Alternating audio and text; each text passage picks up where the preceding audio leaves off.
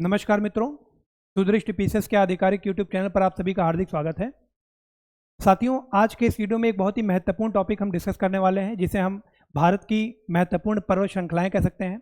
यहाँ से आप देखेंगे आपकी परीक्षा में अक्सर प्रश्न पूछे जाते हैं। यहाँ पर जितने MCQs हमने रखे हैं वो भी आपसे पहले इन परीक्षाओं में पूछे आ चुके हैं, जो कि आप जानते हैं। उत्तर प्रदेश पीसेस की प्रारंभिक परीक्षा और RO के जो प्रीवियस ईयर पेपर हुए हैं, तो उनमें आपके प्रश्न ऑलरेडी पूछे आ चुके हैं। आगे भी ये महत्वपूर्ण है, इनसे संबंधित जो और महत्वपूर्ण बातें वो भी आपको इस वीडियो में बताई जाएंगी। तो साथियों, यदि आप 2024 पीसेस के लिए तैयारी कर रहे हैं या RO का जो री एग्जाम होना है वर्ष 2023 का, अगर उसकी आप प्रिपरेशन कर रहे हैं तो ये वीडियो एक बार जरूर देख करके जाएं। तो चलिए शुरू करते हैं। प्रश्न आप सभी के सम्मुख है। मैं चाहूंगा कि आप एक बार अपना उत्तर कमेंट बॉक्स में जरूर लिखें। तो मित्रों, निम्नलिखित में से कौन सी भारत की सबसे युवा पर्वत श्रृंखला है? आपसे पूछा जा रहा है कौन सी सबसे युवा पर्वत श्रृंखला है? हिमाद्री, अरावली, पश्चिमी घाट या विंध्य पर्वतमाला? तो यहां पर मित्रों ए विकल्प हमारा बिल्कुल करेक्ट हो जाएगा। जो हिमाद्री पर्वतमाला है, आप कह सकते हैं जो ग्रेट हिमालयाज हैं। अगर हिमालय को हम देखें तो कई लेयर्स में हिमालय का फॉर्मेशन हुआ है, विभिन्न आप कह सकते हैं समय अंतरालों में। तो टोटल 6 से 7 एपिसोड हैं हिमालयन ओरोजेनी के, है ना। तो 100 मिलियन ईयर्स एगो आप कह सकते हैं वहां से ही आपका हिमालय का जो फॉर्मेशन है वो स्टार्ट हो गया है, जब भारत हमारा परमियन पीरियड में, परमियन जो ईयन था, सॉरी परमियन आप कह सकते हैं जो इपोक था, उसमें जब भारत रीयूनियन हॉट स्पॉट के आसपास था, तो वहां से भारत ने उत्तर और पूर्व की ओर अपनी जर्नी प्रारंभ की, और उसी टाइम पे आप कह सकते हैं कि हिमालय का बनने का जो प्रक्रम है वो स्टार्ट हो गया। तो आपको पता है कि जो हिमालय है उसमें आपके ट्रांस हिमालय हैं। ट्रांस हिमालय आप कह सकते हैं इंडो सैंक्पो सुतुर जोन जो है, इंडस सैंक्पो सुतुर जोन क्या है कि जब Indo Australian plate Eurasian plate से जब टकराई थी, तो जिस मार्जिन पे टकराई थी उस मार्जिन को हम बोलते हैं इंडस सैंक्पो सुतुर जोन, क्योंकि वहां पर सूचरिंग हुई थी दो, एक ओशियानिक और एक कॉन्टिनेंटल प्लेट की। ठीक है, तो इंडो ऑस्ट्रेलियन प्लेट और यूरेशियन प्लेट की जब सूचरिंग जहां पर हुई है, उसके पीछे जितना हिमालय का पार्ट है उसे हम ट्रांस हिमालय कहते हैं। उसके बाद आपका ग्रेट हिमालय आता है, जिसको हम हिमाद्री कहते हैं, जो आपका प्रश्न था। ग्रेट हिमालय के बाद आप देखेंगे मिडिल और लेसर हिमालय आपके आ जाते हैं, और इसके बाद आपका शिवालिक आता है। ठीक है, तो इस तरह से जो हिमालयाज हैं वो डिफरेंट लेयर्स समय अंतरालों पर डिफरेंट तरह से बने हैं। अब यहाँ पर मित्रों थोड़ा सा मैं आपको ओवरव्यू देना चाहूंगा जियोलॉजिकल टाइम स्केल का, जो कि पता होना बहुत आवश्यक है। इसका आंसर ए है फिलहाल। अब अगर जियोलॉजिकल टाइम स्केल की हम बात करें तो वहां पर सबसे पहले आपका आता है हेडियन पीरियड। ठीक है, हेडियन के बाद आपका आता है आर्कियन पीरियड। आर्कियन पीरियड के बाद मित्रों आपको मिलेगा प्रोटेरोजोइक पीरियड। पीरियड नहीं है ये, आप कह सकते हैं ये सभी इयॉन्स हैं। Proterozoic, Proterozoic. और इसके बाद आपका आता है फेनेरोजोइक। और ये आपके क्या हैं? ये आपके हैं इयॉन। अब इयॉन जो है उसको हम फर्दर जब डिवाइड करते हैं तो उसे बोलते हैं एरा, और एरा को फर्दर डिवाइड करते हैं तो आपका निकल के आता है पीरियड, और पीरियड को भी जब हम डिवाइड कर देते हैं तो आपका निकल के आता है इपोक। तो जो आपका हिमाद्री पर्वतमाला है ये आपका ओलिगोसीन,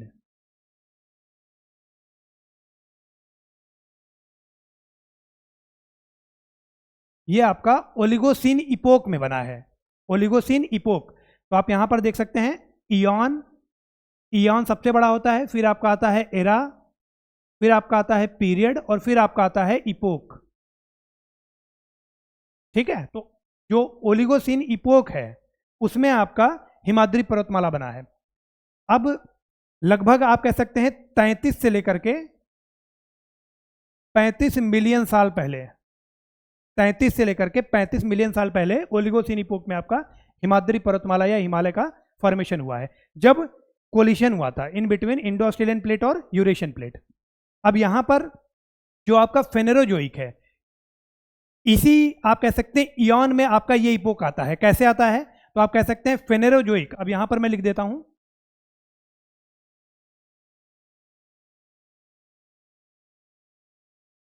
फेनेरोजोइक इयॉन में, सेनोजोइक, सेनोजोइक एरा में, टर्शरी पीरियड, टर्शरी पीरियड में, आपका आता है ओलिगोसीन इपोक। ओलिगोसीन इपोक, तो ये आप कह सकते हैं पूरा, है ना। इयॉन एरा पीरियड एपोक अगर पूछा जाए, आपको पता होना चाहिए हिमालय का, तो इयॉन है आपका फेनेरोजोइक, एरा है आपका सीनोजोइक, पीरियड है आपका टर्शरी, और ओलिगोसीन है आपका इपोक। अब यहां पर अगर पूछा जाए कि जो मानव है वो किस एरा, किस इयॉन, किस पीरियड में जी रहे हैं, अगर हम मानव अपने आप को कंसिडर करें तो हम सबसे लेटेस्ट हैं, तो आप कह सकते हैं फेनेरोजोइक आपका इयॉन होगा, उसके बाद आपका सीनोजोइक ही एरा होगा, यहां पर मित्रों टर्शरी पीरियड नहीं होगा, फिर आपका क्वार्टरनरी पीरियड आ जाएगा। ठीक है, जो मानव है आधुनिक मानव वो आपका क्वार्टरनरी पीरियड और होलोसीन इपोक हो जाएगा, होलोसीन इपोक और क्वार्टरनरी पीरियड, तो ये आपका डिफरेंस है। तो यहां पर ए विकल्प हमारा बिल्कुल करेक्ट हो जाएगा। इंडियन जियोलॉजिकल टाइम स्केल में आपका आता है सबसे पहले आर्कियन पीरियड, फिर आपका पुराना पीरियड आ जाता है, पुराना पीरियड के बाद आप देखेंगे द्रविडियन पीरियड, और द्रविडियन पीरियड के बाद आपका आ जाता है आर्यन पीरियड। तो ये आपका इंडियन जियोलॉजिकल टाइम स्केल का वर्गीकरण है, इसको भी हम आगे डिस्कस करेंगे। तो फिलहाल ए विकल्प हमारा बिल्कुल करेक्ट रहेगा। अगला प्रश्न आप सभी के सम्मुख है, उत्तर भारत में उप हिमालयी क्षेत्र के समतल मैदानों को क्या कहा जाता है? उप हिमालयी क्षेत्र आपसे कह रहा है, मतलब यहां पर बात हो रही है शिवालिक फुटहिल्स की, जो शिवालिक हैं उनके बाद जो उप हिमालयी क्षेत्र है वहां पर समतल मैदानों को क्या कहते हैं? तराई, दून, खादर या भाबर। तो मित्रों ये भी आप कह सकते हैं, प्रश्न भी आपकी परीक्षा में ऑलरेडी पूछा चुका है, यहां पर डी विकल्प हमारा बिल्कुल करेक्ट हो जाएगा। ठीक है, अब यहां पर आप देख सकते हैं ये आपके हिमालयाज हैं, ठीक है। अब आप कह सकते हैं ये आपका है शिवालिक, शिवालिक के बाद इसके जो फुट हिल्स हैं वहां पर बड़े बड़े आप कह सकते हैं बाउल्डर्स मौजूद हैं। इसी एरिया को 8 से 16 किलोमीटर की चौड़ाई में एरिया फैला हुआ है, इसी को बोला जाता है भाबर। इसी को क्या बोला जाता है? भाबर बोला जाता है। भाबर के बाद आप देखेंगे यहां पर इसकी खासियत क्या होती है कि इसकी पोरोसिटी इतनी ज़्यादा होती है कि जो भी वाटर स्ट्रीम यहाँ से आती हैं वो यहाँ पर विलुप्त हो जाती हैं और वो वापस रीइमर्ज होती हैं तराई क्षेत्र में। तो भाबर के बाद आपका रीजन आ जाता है तराई का, और तराई के बाद आप देखेंगे तो तराई के बाद मित्रों सबसे पहले जो एलुवियल सॉइल जो ऊपर से सिल्ट बहा करके नदियां लाती हैं, तो वो सबसे पहले जो पुरानी जलोढ़ मृदा होती है उसको यहाँ पर डिपॉजिट कर देती हैं, उनका निक्षेपण करती हैं। तो उस तरह से जो पुरानी जलोढ़ निक्षेपित होती है उसको हम बोलते हैं बांगर, और जो नई एलुवियम होती है ना, जो आप कह सकते हैं करीब में होती है, तो उसको हम कहते हैं खादर। तो शिवालिक फुटहिल से लेकर के भाबर, तराई, बांगर और खादर, इस तरह से नदियों का जमाव होता है। ठीक है, तो यहां पर मित्रों जो उत्तर भारत में उप हिमालयी क्षेत्र में जो पाई जा रही हैं वो कौन सी हैं? वो भाबर है। तो डी विकल्प हमारा बिल्कुल करेक्ट हो जाएगा। आगे बढ़ते हैं, अगला प्रश्न आप सभी के सम्मुख है, कुमायूं हिमालय किन नदियों के बीच स्थित है? कुमायूं हिमालय किन नदियों के बीच स्थित है, ये आपसे पूछा जा रहा है। सिंधु और सतलुज, काली और तीस्ता, सतलुज और काली, तीस्ता और ब्रह्मपुत्र। अब यहां पर अगर एलिमिनेट भी आप करेंगे तो बड़े आसानी से उत्तर तक पहुंच जाएंगे। ठीक है, कुमायूं हिमालय आपको पता है गढ़वाल और कुमायूं रीजन आपका कहां पर है? तो ये दोनों डिवीजन आपके उत्तराखंड में पड़ते हैं। तो मतलब यहां पर जो नदियां हैं उत्तराखंड की नदियों के बारे में सोचेंगे। ठीक है, अब यहां पर जहां पर तीस्ता है उसको आप एलिमिनेट कर सकते हैं। तीस्ता नदी आपकी कहां पर बहती है? तो तीस्ता नदी आपकी सिक्किम और वेस्ट बंगाल में बहती है, तो इसको आप एलिमिनेट कर दीजिए। उसके बाद मित्रों काली रिवर हो सकती है, क्योंकि इंडो नेपाल जो उत्तराखंड का इंडो नेपाल बॉर्डर है वहां पर काली रिवर बहती है। और उसके बाद तो आप कह सकते हैं ये आपका है उत्तराखंड, तो एक आप कह सकते हैं बॉर्डर, इंडो नेपाल बॉर्डर पे जो नदी बह रही है वो है आपकी काली नदी। ठीक है, और जो वेस्टर्न मार्जिन पे जो रिवर बह रही है वो है आपकी सतलज। तो यहां पर मित्रों सी विकल्प हमारा बिल्कुल करेक्ट हो जाएगा, सतलज और काली रिवर। तो इस तरह से आप सिंधु को भी एलिमिनेट कर सकते थे। ठीक है, क्योंकि ये बहुत ज्यादा वेस्ट में चला जाएगा, तो इसलिए आपका सतलज और काली, ये सी विकल्प आपका बिल्कुल करेक्ट हो जाएगा। आगे बढ़ते हैं, अगला प्रश्न है मित्रों, भारत में निम्नलिखित में से कौन सी चट्टान प्रणाली नवीनतम है? विंध्यन, कडप्पा, धारवाड़ और गोंडवाना। तो आपको बताना है इनमें से कौन सी चट्टान प्रणाली नवीनतम है। तो यहां पर मित्रों डी विकल्प हमारा बिल्कुल करेक्ट हो जाएगा, जो गोंडवाना है ये सबसे नवीनतम चट्टान प्रणाली है भारत की। अब इंडियन जियोलॉजिकल टाइम स्केल की अगर बात करें तो यहां पर मित्रों सबसे पहले जो सबसे पुराना है वो आपका कौन सा पीरियड कह सकते हैं टाइम पीरियड है, तो वो है आपका आर्कियन।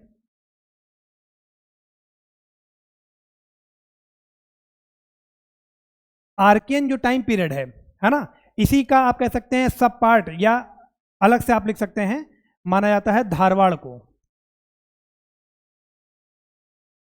बेसिकली जो कर्नाटक में धारवाड़ जिला है वहां पर ये रॉक कंसंट्रेटेड है। जो धारवाड़ चट्टाने हैं वो भारत में कर्नाटक के धारवाड़ जिले में कंसंट्रेटेड है, लेकिन आसपास के भी आप कह सकते हैं राज्यों में ये फैला हुआ है। आर्कियन में आप कह सकते हैं जो दक्कन प्लेटू है हमारा, जो दक्कन का पठार है, दक्कन पठार, कर्नाटक, तमिलनाडु, आंध्र प्रदेश, है ना, तो ये रीजन बेसिकली आयरन रॉक से बना हुआ है। मतलब जो सबसे पुरानी जो शैल है भारत में वो कौन सी हैं, वो आपकी धारवाड़ और आर्कियन हो गई। तो मतलब यहाँ पर सबसे नवीनतम कह रहा है तो धारवाड़ अब ऑप्शन नहीं हो सकता। उसके बाद मित्रों, तो यहाँ पर इसको हम कट कर देते हैं, ये हमारा उत्तर नहीं हो सकता। अब तीसरे नंबर पे आपका आ जाता है पुराना पीरियड। पुराना पीरियड, पुराना पीरियड में जो दो प्रकार की चट्टानें हैं वो है आपकी, आप कह सकते हैं यहाँ पर विंध्यन और कुडप्पा। विंध्यन और कडप्पा, तो ये आपकी पुराना पीरियड की चट्टानें हैं, विंध्यन और कडप्पा। आर्कियन की अगर इसकी हम बात करेंगे तो ये आपका है 4 बिलियन ईयर एगो। यहां पर धारवाड़ चट्टानों की बात करें तो 4 to 1 बिलियन ईयर एगो। पुराना पीरियड की अगर हम बात करें तो लगभग 1400 से लेकर के 600 मिलियन ईयर एगो विंध्यन और कडप्पा का फॉर्मेशन हुआ। उसके बाद मित्रों जो चौथा आपका बनता है यहां पर वो आपका आ जाता है आर्यन। तो जो आर्यन चट्टानें हैं यही बेसिकली दो प्रकार की चट्टानें कैरी करती हैं। एक आपकी है कार्बोनीफेरस, तो यहां पर लिख दे रहा हूं मैं, एक है आपकी कार्बोनीफेरस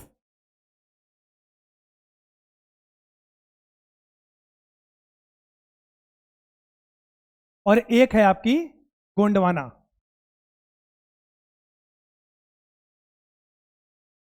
और ये हम बात कर रहे हैं लगभग 600 से लेकर के 300 मिलियन ईयर्स एगो की।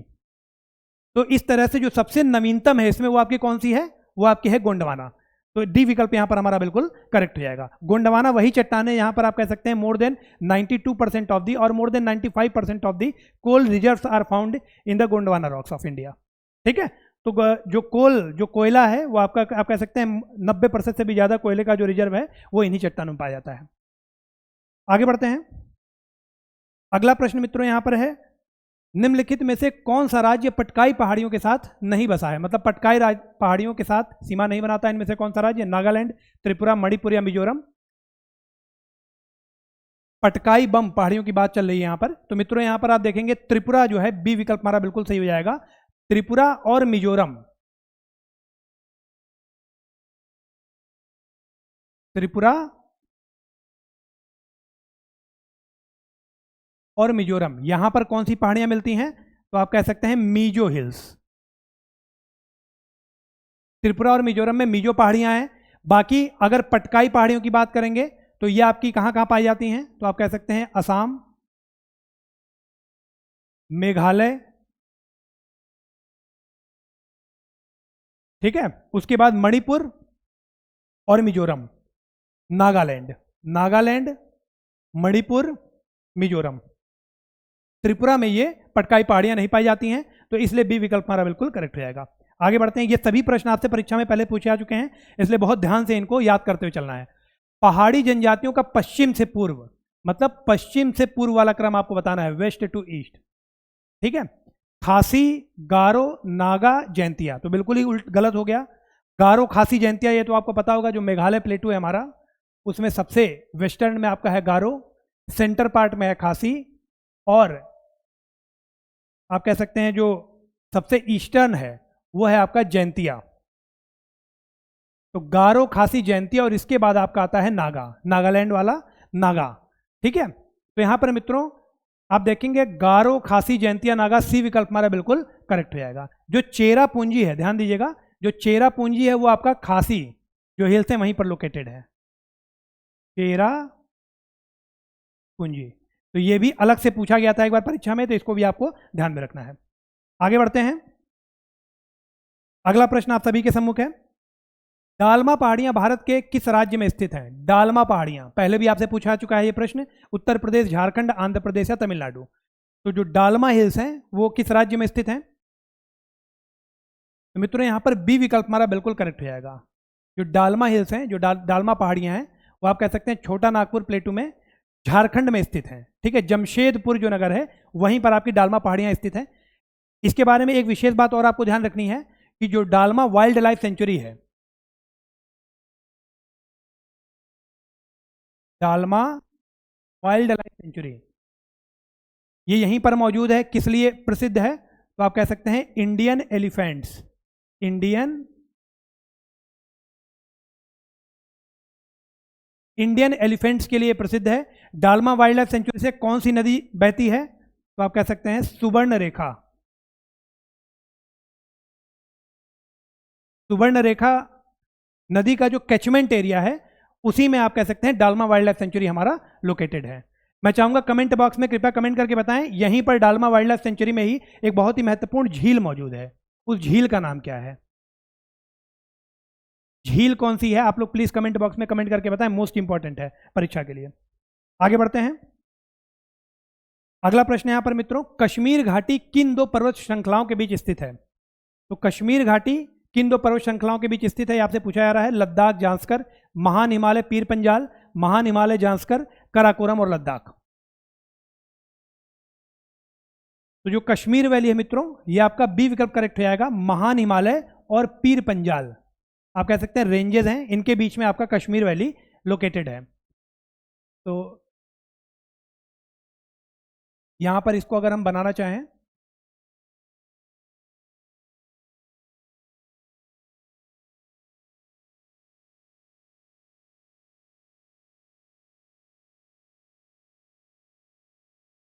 ठीक है, तो ये लगभग कश्मीर का एक मैप है, इसको आप कंसीडर कर लें।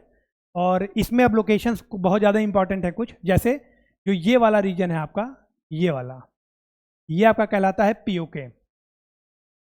ठीक है, उसके बाद यहां से आप एक लाइन बना दें, तो ये जो पूरा रीजन है ये आपका लद्दाख कहलाता है, ये आपका है लद्दाख। और ये आपका जो नीचे बच रहा है ये आपका है जम्मू एंड कश्मीर। ठीक है, अब यहां पर मित्रों आप देखेंगे सबसे पहली जो रेंज है हमारी,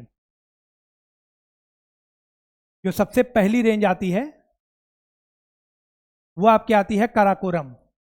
उसके बाद यहां पर लद्दाख, ये आपकी लद्दाख, ये आपकी जांस्कर। उसके बाद मित्रों यहां पर आप देखेंगे तो ये आपका जो लद्दाख और जम्मू एंड कश्मीर का जो डिवीजन है, वहीं पर आपको देखेंगे तो ग्रेटर हिमालयाज दिखाई देंगे। जो जांस्कर है it is running parallel to the greater Himalayas. ठीक है, तो सबसे ऊपर काराकोरम, लद्दाख, जांस्कर, ये आपका ग्रेटर हिमालयाज हो गया। और उसके बाद यहां पर आप देखेंगे तो आपको दिखाई देगा पीर पंजल और फिर आपका धौलाधर आ जाता है।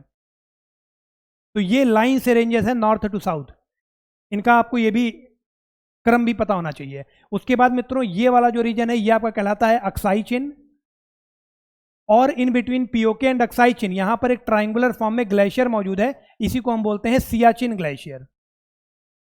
ठीक है, और ग्रेटर हिमालयाज आप देखेंगे और ये पीर पंजाल, इनके बीच में जो वैली है इसी को बोला जाता है जम्मू एंड कश्मीर वैली या कश्मीर वैली। तो कश्मीर घाटी किन दो पर्वत श्रृंखलाओं के बीच में है? तो पीर पंजल और ग्रेटर हिमालयाज। महान हिमालय और पीर पंजल के बीच में आपका जम्मू एंड कश्मीर घाटी है। उसके बाद ये आपका अक्साई चिन एरिया है। ठीक है, उसके बाद यहां पर आपका पीओके रीजन है, administered by Pakistan but claimed by India. Aksai chin administered by China but claimed by India, सारे इंडिया की टेरिटरी हैं। उसके बाद यहां पर बीच में आपका सियाचिन ग्लेशियर मौजूद है which is controlled and administered by India itself. ठीक है, तो यहां पर मित्रों बी विकल्प हमारा बिल्कुल करेक्ट हो जाएगा। आगे बढ़ते हैं। अगला प्रश्न आप सभी के सम्मुख है, इनमें से कौन सा अक्साई चिन क्षेत्र का हिस्सा नहीं है? अक्साई चिन क्षेत्र का हिस्सा है तो मैंने आपको बताया था लद्दाख वाला रीजन और नीचे आपका था जम्मू एंड कश्मीर वाला रीजन। तो लद्दाख वाला रीजन है तो डी विकल्प यहां पर हमारा बिल्कुल करेक्ट हो जाएगा। ठीक है, जो डी विकल्प है लद्दाख का पठार, ये आपका अक्साई चिन का हिस्सा है। जो अक्साई चिन हमारा क्षेत्र है, सियाचिन, अक्साई चिन, ये सभी आपके लद्दाख के पठार में ही स्थित हैं। ठीक है, आगे बढ़ते हैं। अगला प्रश्न है हिमाचल का मतलब क्या है? हिमाचल का मतलब क्या है? महान हिमालय, मध्य हिमालय, शिवालिक या ट्रांस हिमालय? तो यहाँ पर यह प्रश्न भी इंपॉर्टेंट है और पहले पूछा चुका है। हिमाचल वही एरिया है हिमालय का जहां पर आप कह सकते हैं मोस्ट इंपॉर्टेंट हिल स्टेशंस मौजूद हैं। हिल स्टेशंस के लिए जाना जाता है। कौन कौन से हिल स्टेशन है? तो आप कह सकते हैं शिमला, ठीक है, उसके बाद मसूरी। तो ये इंपॉर्टेंट हिल स्टेशन हैं जो आपके हिमाचल में ही मौजूद हैं। और हिमाचल किसका नाम है? तो आप कह सकते हैं मध्य हिमालय। जो लेसर और मिडिल हिमालय है उसी को हिमाचल कहा जाता है, ग्रेट हिमालय को हिमाद्री कहा जाता है। और जो हिल स्टेशन हैं ये सभी आपके मध्य हिमालय में ही मौजूद हैं। तो बी विकल्प यहां पर हमारा बिल्कुल करेक्ट हो जाएगा। आगे बढ़ते हैं। अगला प्रश्न है मित्रों, अरावली पर्वतमाला इनमें से किस राज्य से होकर के नहीं गुजरती है? गुजरात, राजस्थान, पंजाब या दिल्ली? तो जो अरावली पर्वतमाला है आपको पता है कि ये राजस्थान में मौजूद है अरावली। हालांकि इसका एक्सटेंशन जो है वो कई राज्यों तक फैला हुआ है, दिल्ली तक आता है। तो अब दिल्ली तो नहीं हो सकता इसका आंसर, क्योंकि आपसे पूछा जा रहा है किस राज्य से होकर के नहीं गुजरती है। जो रायसीना हिल्स है it is extension of Aravalli. Aravalli जो है आप देखेंगे मानसून के टाइम पर इसका एक बड़ा ही महत्व है। इसकी स्थिति कुछ ऐसी है कि मानसून विंड्स इसके पैरेलल निकल जाती हैं, जिसके कारण जो ओरोग्राफिक रेनफॉल है, जो पर्वतीय वर्षा है, वो होती नहीं है। इसी कारण से ये बहुत शुष्क और आप कह सकते हैं अर्धशुष्क क्षेत्र में गिना जाता है भारत के। ठीक है, तो यहाँ पर मित्रों जो अरावली है, अरावली के बारे में एक और महत्वपूर्ण बात यह है कि जो हाईएस्ट पीक है अरावली की, वो आप कह सकते हैं माउंट आबू में जो गुरु शिखर पीक है, गुरु शिखर हाईएस्ट पीक कौन सी है अरावली की? तो आप कह सकते हैं माउंट आबू गुरु शिखर।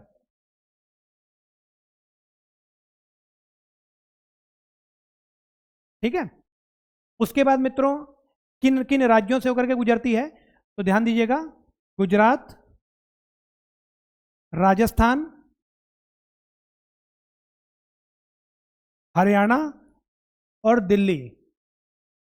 तो इन राज्यों में जो अरावली है वो फैली हुई है। तो यहां पर पंजाब लिखा हुआ है, यही हमारा उत्तर जाएगा। पंजाब से होकर के ये नहीं गुजरती है।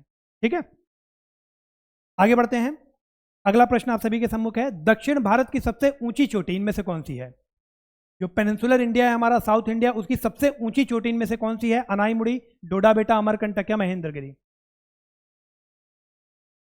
तो यहां पर मित्रों ए विकल्प हमारा बिल्कुल करेक्ट हो जाएगा। जो अनाईमुड़ी है आप कह सकते हैं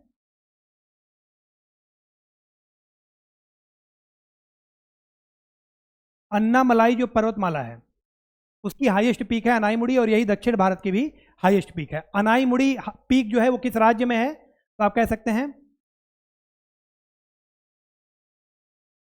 इडुक्की जिला कहां का है? तो केरल का है। जो अन्नामलाई पर्वतमाला है वो आप कह सकते हैं केरल, तमिलनाडु, मेनली तमिलनाडु में इसका एक्सटेंशन ज्यादा देखने को मिलता है, लेकिन जो हाईएस्ट पीक है वो केरल के इडुक्की जिला में है। ठीक है, उसके बाद मित्रों डोडा बेटा पीक यहां पर लिखा हुआ है, तो ये भी बहुत महत्वपूर्ण है। डोडा बेटा, अनाईमुड़ी या जो अन्नामलाई है ये किस घाट पर है? तो आप कह सकते हैं वेस्टर्न घाट, जो पश्चिमी घाट है हमारा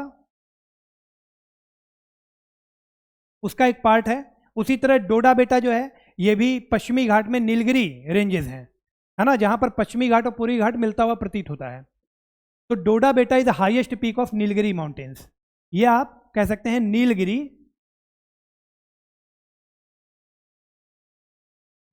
जो पर्वतमाला है उसकी हाईएस्ट पीक है डोडा बेटा।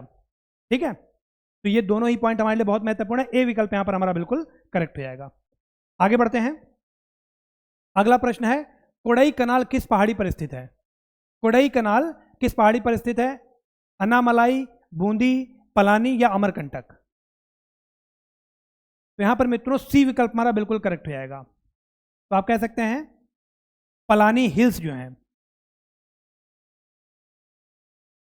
जो पलानी हिल्स हैं ये कहां पर हैं?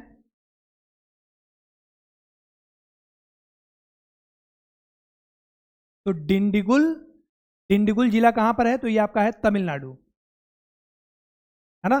तो हैदर अली, मैसूर याद कीजिए, तो एक आर्सेनल फैक्ट्री कहां पर लगाई गई थी? डिंडिगुल में लगाई गई थी। ये कहां पर है? तमिलनाडु में। और यहीं पर पलानी हिल्स में, पलानी में आपका कोडई कनाल स्थित है, ध्यान दीजिएगा। तो सी विकल्प यहां पर हमारा बिल्कुल करेक्ट हो जाएगा। आगे बढ़ते हैं। अगला प्रश्न है मित्रों, निम्नलिखित में से कौन सी चोटी उस राज्य से गलत तरीके से मेल खाती है जिसमें वह स्थित है? कलसूबाई हाईएस्ट पीक है महाराष्ट्र की, तो ये हमारा बिल्कुल करेक्ट लिखा हुआ है। नागालैंड की जो हाईएस्ट पीक है वो आपकी सरामती है, ठीक है, तो ये भी हमारा करेक्ट लिखा हुआ है। कलसूबाई महाराष्ट्र की हाईएस्ट पीक है, नागालैंड की हाईएस्ट पीक है सरामती। उसके बाद उत्तराखंड की हाईएस्ट पीक आप कह सकते हैं नंदा देवी, जो कि बिल्कुल करेक्ट लिखा हुआ है। केरल हाईएस्ट पीक नहीं, आप कहते हैं यहां पर ये कहा जा रहा है कि कौन सी चोटी उस राज्य से गलत मेल खाती है। हालांकि ये दोनों हाईएस्ट पीक हैं, कलसूबाई महाराष्ट्र की हाईएस्ट पीक है, नागालैंड की हाईएस्ट पीक है सरामती। जो नंदा देवी चोटी है वो उत्तराखंड में मौजूद है, और जो यहाँ पर डोडा बेटा लिखा हुआ है, तो डोडा बेटा ध्यान दीजिएगा, ये नीलगिरी की हाईएस्ट पीक है, और अभी मैंने आपको बताया कहाँ पर है, तो ये आपका तमिलनाडु।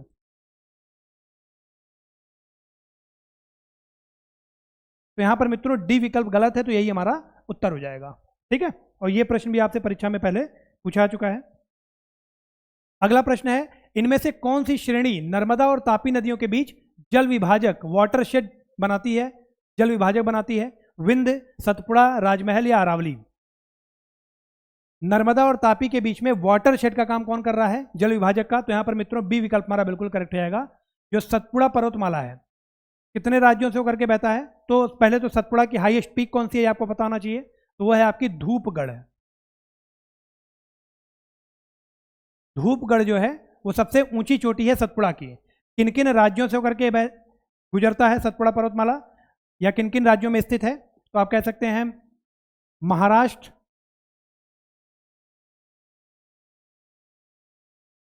मध्य प्रदेश,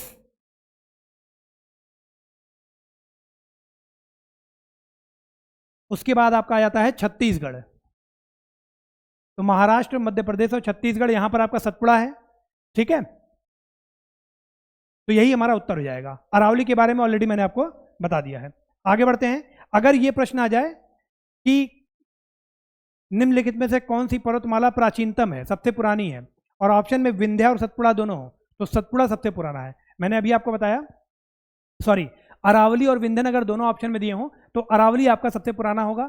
क्यों? क्योंकि आप देखेंगे आर्कियन और धारवाड़ पीरियड के टाइम पर ये आपके 4 बिलियन ईयर्स एगो, 4 बिलियन साल पहले, आप कह सकते हैं 4 बिलियन साल पहले ये आपके अरावली माउंटेन्स या अरावली पहाड़ियां बनी थी, तो इसलिए ये सबसे प्राचीनतम है। अगर सबसे नवीनतम है तो अगर हिमालय की कोई पीक है तो सबसे नवीनतम में आ जाएगी। आगे बढ़ते हैं। अगला प्रश्न है मित्रों, इनमें से कौन सा पश्चिम से पूर्व की ओर स्थित मध्य भारत की पहाड़ियों का सही क्रम है? तो पश्चिम से पूर्व जाना है आपको, पश्चिम से पूर्व की ओर, ठीक है। तो यहां पर मित्रों मैकाला, सतपुड़ा, महादेव, छोटा नागपुर प्लेटू, सतपुड़ा, महादेव, मैकाला, छोटा नागपुर प्लेटू, तो यहां पर बी विकल्प हमारा बिल्कुल करेक्ट हो जाएगा। सतपुड़ा, महादेव, मैकाला और छोटा नागपुर का पठार, ये एकदम सही आप कह सकते हैं क्रम लिखा हुआ है पश्चिम से पूर्व तक का, तो बी विकल्प यहां पर हमारा बिल्कुल करेक्ट हो जाएगा। मोस्ट इंपॉर्टेंट है, पहले भी आपसे परीक्षा में पूछा चुका है। आगे बढ़ते हैं। अगला प्रश्न है यहां पर, इनमें से कौन सा उत्तर से शुरू होकर दक्षिण की ओर, मतलब उत्तर से दक्षिण की ओर आपको लगाना है, ठीक है।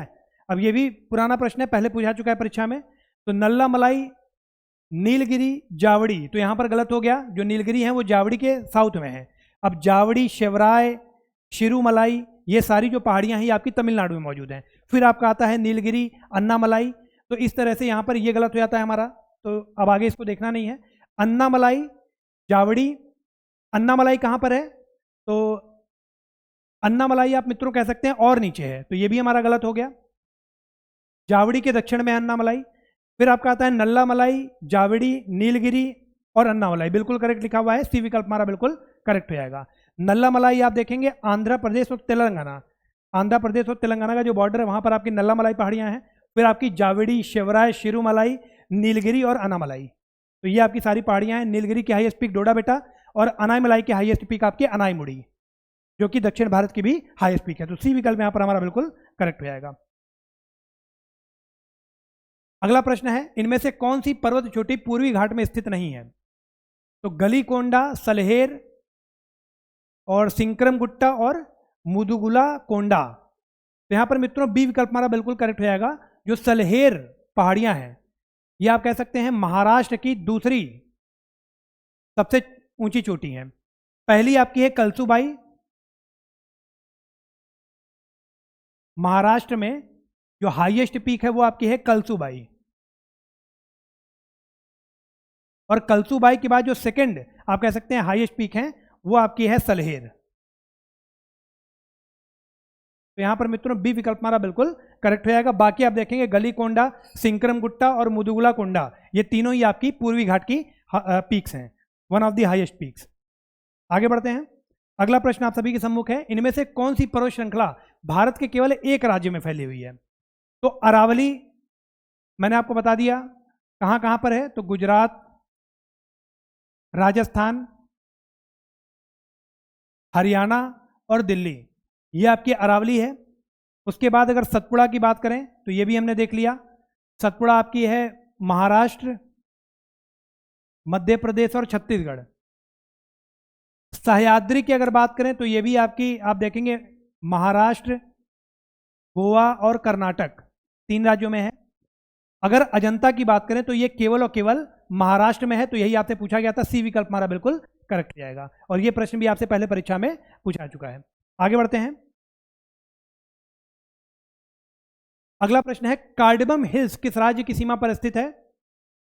कार्डमम हिल्स कर्नाटक तमिलनाडु, कर्नाटक केरल, केरल तमिलनाडु, तमिलनाडु और आंध्र प्रदेश। तो यहां पर मित्रों सी विकल्प हमारा बिल्कुल करेक्ट हो जाएगा। जो कार्डमम हिल्स हैं आप कह सकते हैं भारत की सबसे दक्षिणतम पर्वतमाला, सबसे सदर्न जो हिल रेंज है वो आपकी कार्डमम हिल्स है।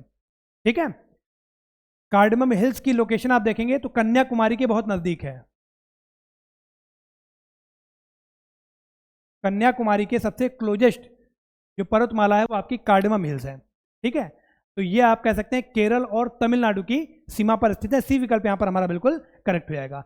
अब ये आप प्लीज कमेंट बॉक्स में कमेंट करके बताएं कि ये पश्चिमी घाट का पार्ट है या पूर्वी घाट का। पश्चिमी घाट का पार्ट है या पूर्वी घाट का जो कार्डमम हिल है? तो कमेंट बॉक्स में कृपया कमेंट करके बताएं। आगे बढ़ते हैं। अगला प्रश्न मित्रों है, इनमें से कौन सा महाराष्ट्र में स्थित नहीं है? ठीक है, तो यहां पर मित्रों बालाघाट, हरिश्चंद्र, मांडो और सतमाला ये पहाड़ियां लिखी गई हैं। आपसे पूछा रहा है कौन महाराष्ट्र में स्थित नहीं है, तो आप देखेंगे जो सी विकल्प है ये हमारा बिल्कुल करेक्ट हो जाएगा। मांडो पहाड़ियां कहां पर हैं? तो ये आपकी हैं गुजरात में। ठीक है, तो यहां पर सी विकल्प हमारा बिल्कुल करेक्ट हो जाएगा। आगे बढ़ते हैं।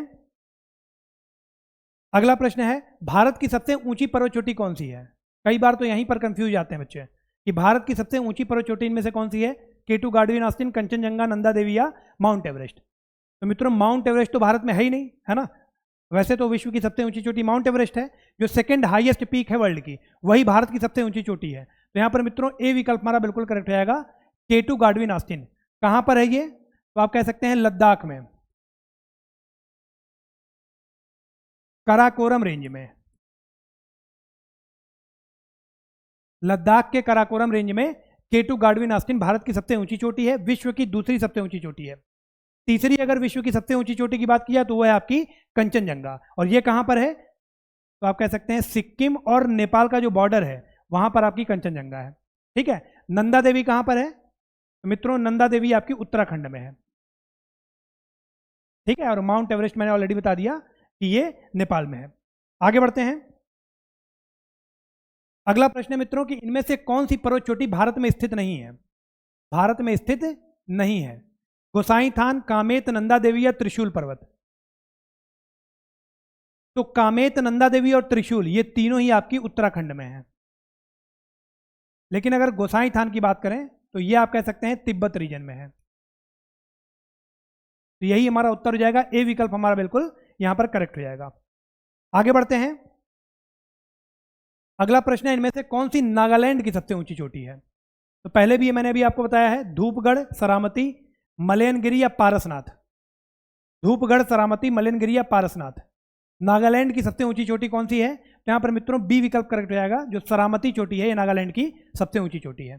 ठीक है, अगर पारसनाथ चोटी की बात करें तो जो आपको पता होगा कि जैन रिलीजन में जो पार्श्वनाथ थे, है ना, 23rd तीर्थंकर थे, तो उन्हीं के नाम पर पारसनाथ चोटी इसका नाम रखा गया है। और ये कहां पर है? तो ये आपका गिरिडीह डिस्ट्रिक्ट झारखंड में मौजूद है। ठीक है।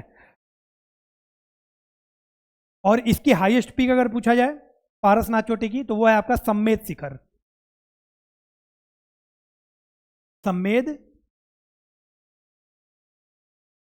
सम्मेद शिखर। तो यहां पर मित्रों आज का हमारा ये सेशन समाप्त होता है। अगर वीडियो आपको अच्छा लग रहा हो तो वीडियो को लाइक और शेयर जरूर करें। चैनल को यदि आपने सब्सक्राइब नहीं किया है तो चैनल को भी सब्सक्राइब कर लें। Thank you so much.